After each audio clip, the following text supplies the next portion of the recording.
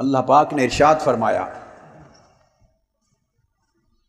انسان پر ایک زمانہ ایسا بھی گزر چکا ہے کہ جب وہ کوئی شے مذکور نہ تھا، یعنی قابل ذکر شے نہ تھا۔ انسان پر ایک زمانہ ایسا بھی گزر چکا ہے کہ جب وہ کوئی قابل ذکر شے نہ تھا۔ اب اس آیت کریمہ میں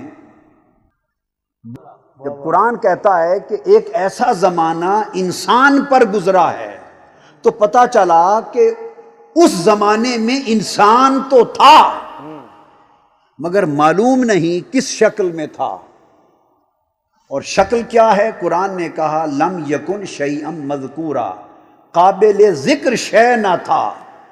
اس کا مطلب یہ ہوا کہ وہ کوئی شے بھی تھا مگر قابل ذکر نہ تھا۔ کوئی شے تھا مگر قابل ذکر نہ تھا۔ اللہ پاک نے فرمایا انما امرہ اذا اراد شیئا ان یقول لہ کن فیکون، کہ اللہ کا امر تو صرف اتنا ہے، یہ بات سمجھنے والی۔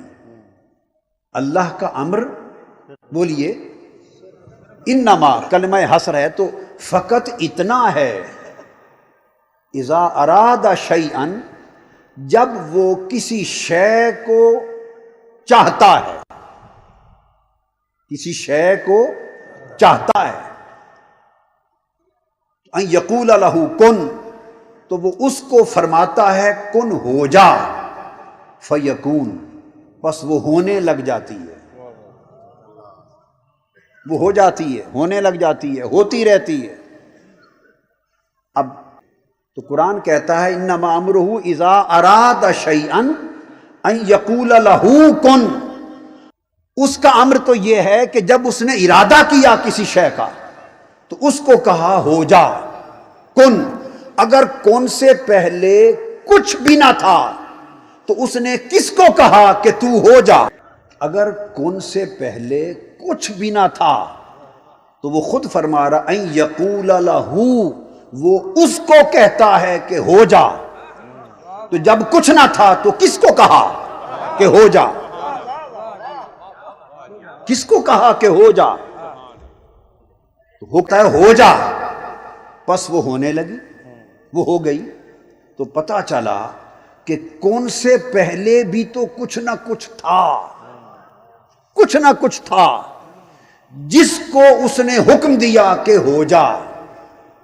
اراد شیئا ان یقول لہ کن، تو کن سے پہلے کیا تھا؟ فرمایا اس نے ارادہ کیا، اور ارادہ کرنا اس کو کہتے ہیں چاہنا۔ اذا ارادہ یعنی اس نے چاہا، شیئا شے کو، اس نے ایک شے کو چاہا،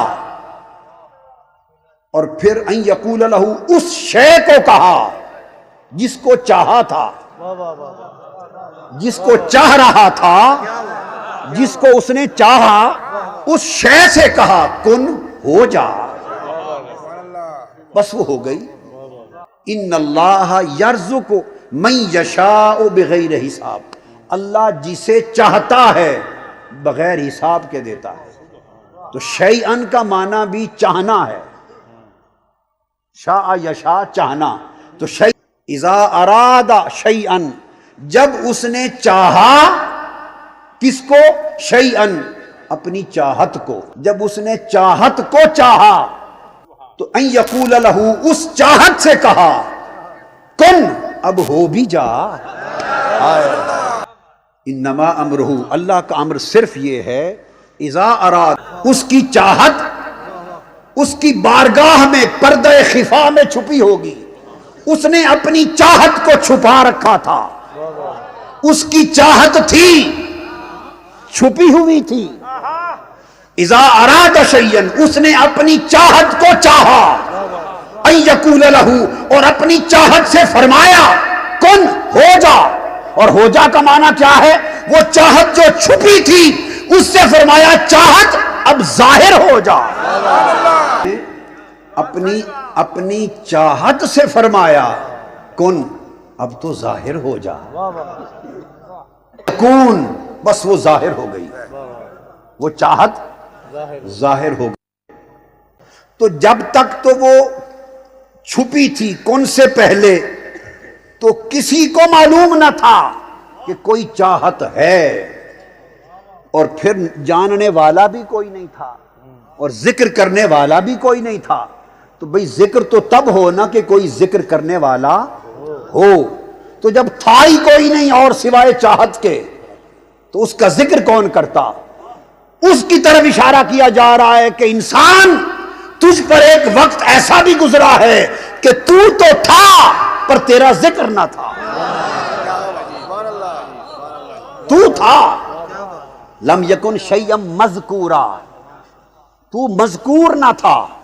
اور کیوں مذکور نہ تھا؟ کہ کوئی ذاکر نہ تھا، کوئی ذکر کرنے والا نہ تھا. اور کوئی ذکر کرتا کیسے؟ نہ کوئی دیکھنے والا تھا، اور نہ تو چاہت، نہ تو ابھی دیکھے جانے کے قابل تھی. ابھی تو میرے پردہ محبت میں چھپی ہوئی تھی. اور کن کر کر میں نے کہا کہ پردہ اٹھا دے اور ظاہر ہو جا.